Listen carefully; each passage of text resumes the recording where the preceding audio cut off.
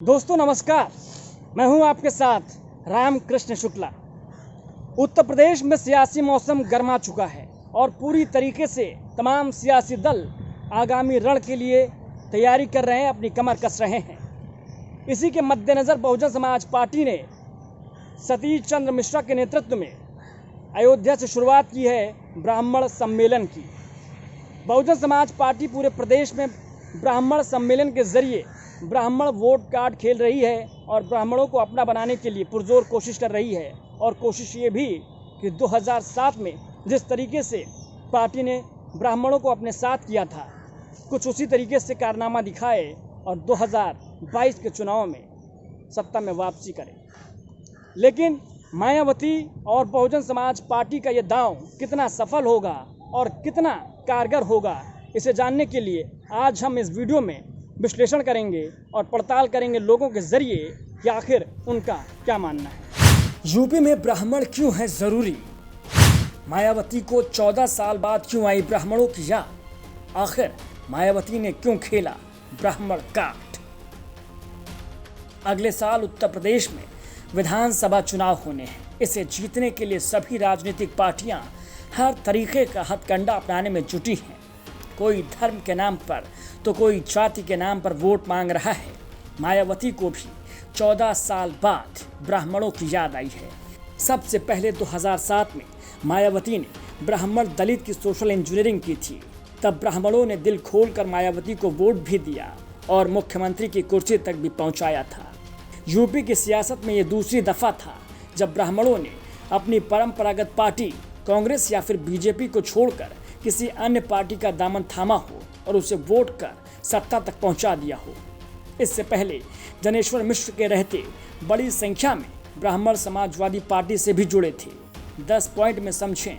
दरअसल यूपी की राजनीति में ब्राह्मणों का वर्चस्व हमेशा से रहा है। आबादी के लिहाज से प्रदेश में करीब 13% ब्राह्मण हैं। कई विधानसभा सीटों पर तो 20% से ज़्यादा वोटर्स ब्राह्मण हैं। ऐसे में हर पार्टी की नज़र इस वोट बैंक पर टिकी है। 2007 में मायावती की अगुवाई में बीएसपी ने ब्राह्मण दलित मुस्लिम समीकरण पर चुनाव लड़ा तो उसकी सरकार बन गई। बसपा ने इस चुनाव में 86 टिकट ब्राह्मणों को दिए थे। तब मायावती को ब्राह्मणों ने दिल खोलकर वोट दिया था। इसके 2 कारण थे। पहला ये कि मायावती ने सोशल इंजीनियरिंग का कॉन्सेप्ट रखा था और दूसरा ये कि समाजवादी पार्टी से ब्राह्मण नाराज थे। उस दौरान सपा के विकल्प में बसपा ही सबसे मजबूत पार्टी थी। कांग्रेस और बीजेपी की स्थिति ठीक नहीं थी। अब 2022 के चुनाव के लिए बीएसपी की प्लानिंग है कि वो करीब 100 ब्राह्मणों और मुस्लिमों के अलावा अन्य जाति के उम्मीदवारों को टिकट दे। यूपी में पिछले 3 सालों से ब्राह्मण बीजेपी से नाराज बताए जा रहे हैं। इसके पीछे कई तर्क दिए जा रहे हैं। सबसे पहला ये कि योगी मंत्रिमंडल में ब्राह्मणों को सही तरजीह नहीं दी गई।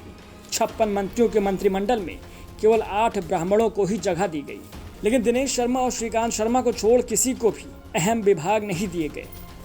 8 क्षत्रियों को भी मंत्री बना दिया गया और उन्हें ब्राह्मणों से बेहतर विभाग दिए गए। यूपी में जो लगातार एनकाउंटर हुए उनमें ज़्यादातर ब्राह्मण ही मारे गए। इसे विपक्ष ने ब्राह्मण विरोधी का तमगा देकर प्रचारित किया। अफसरों की नियुक्ति में भी योगी सरकार पर ब्राह्मणों से भेदभाव के आरोप लगे हैं। बीजेपी के कार्यकाल में सबसे ज़्यादा SC/ST मुकदमे भी ब्राह्मणों पर ही दर्ज हुए हैं। खैर, बीजेपी ने भी नाराज चल रहे ब्राह्मणों को मनाने के लिए दांव चल दिया है। कांग्रेस के दिग्गज नेता रहे जितिन प्रसाद को पार्टी में लाना बीजेपी का पहला कदम माना जा रहा है।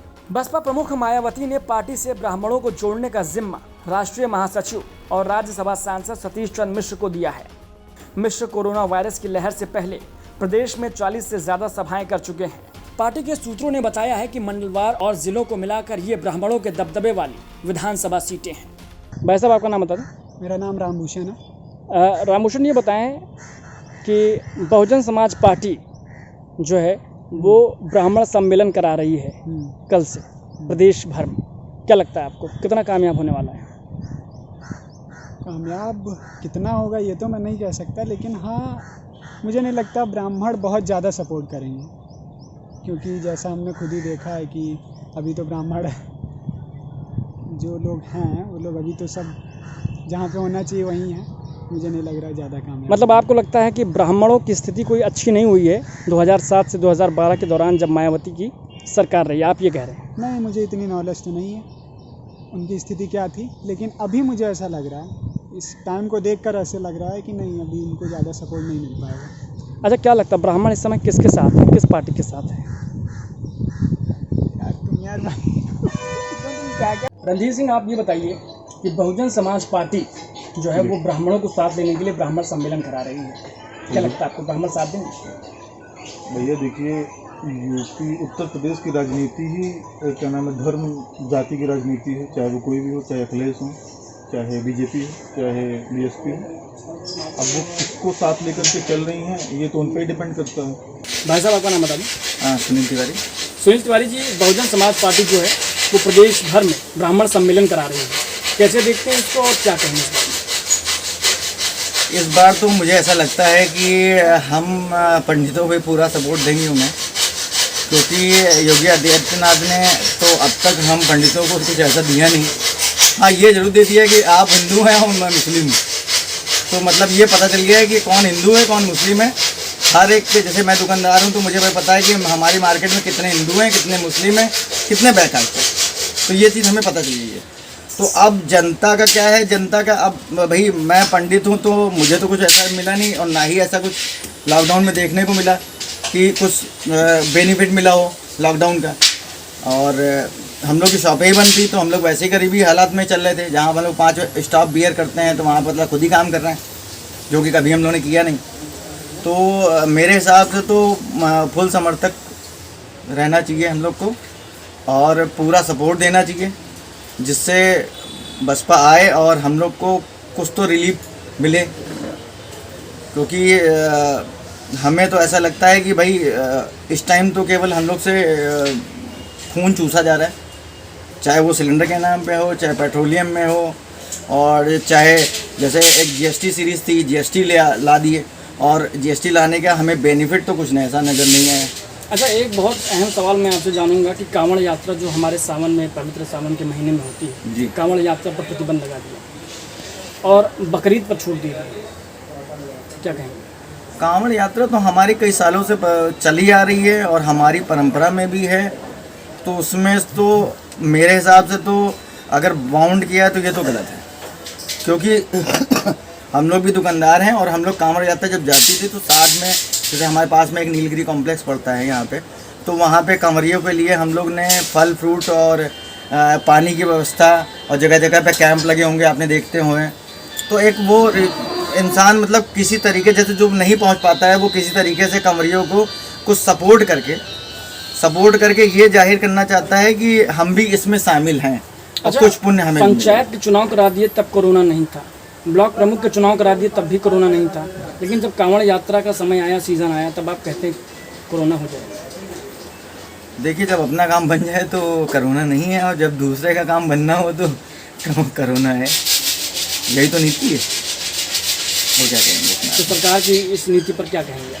कोई अगर एक सुझाव आपसे कहा जाए, कोई अपील या कोई आप बात अपनी कहना चाहें सरकार से? सरकार से यही कहना चाहेंगे, जब आप अपना देख रहे हो कि आपको जब इलेक्शन करना है तो कोरोना नहीं नज़र आ रहा है, और हमारे किसी फंक्शन में आपको कोरोना नज़र आ रहा है, चाहे वो बकरीद हो और चाहे हिंदुओं का कोई त्यौहार हो, चाहे मुस्लिमों का चाहे हिंदुओं का, तो उस जगह पे आपको डिस्टेंसिंग के साथ त्यौहार को प्रॉपरली मनाने देना चाहिए, और डिस्टेंसिंग के साथ वोटिंग करवानी चाहिए। बिल्कुल सही बात है कि अगर आप चुनाव करवा रहे हैं तो चुनाव के साथ में आपको हमारे त्यौहार मनाने की आज़ादी भी देनी चाहिए। ठीक है, बहुत शुक्रिया सुनील तिवारी साहब।